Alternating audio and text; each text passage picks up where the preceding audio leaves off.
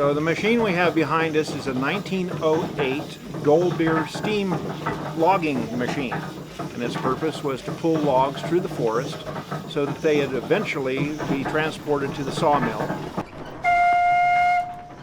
So this steam engine operates essentially by a wood fire boiling a steep kettle full of water, creating steam.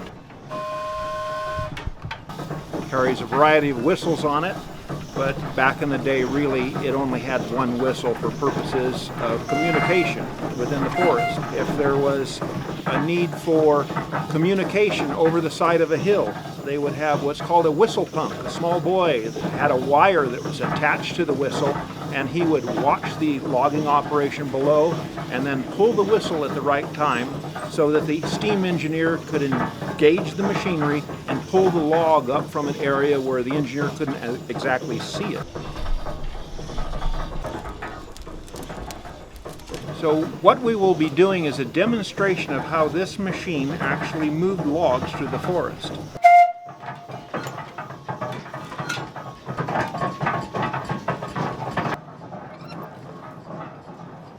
Essentially, the loggers would drop the trees, and this machine would roll the logs into two-pole chutes, which is basically a road through the woods.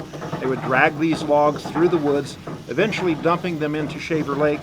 It would be gathered up by the steamboat, the Michigan, transported over to the sawmill. The sawmill would then cut them into boards. The boards would then be dried, and after a period of time, when they had sufficient buoyancy, they would kick them into the flume. And then the flume was 42 miles long and would reach Clovis 6.5 hours later. So at the turn of the century, this was the latest and greatest technology. And so for 108 years old, it's a pretty fascinating machine.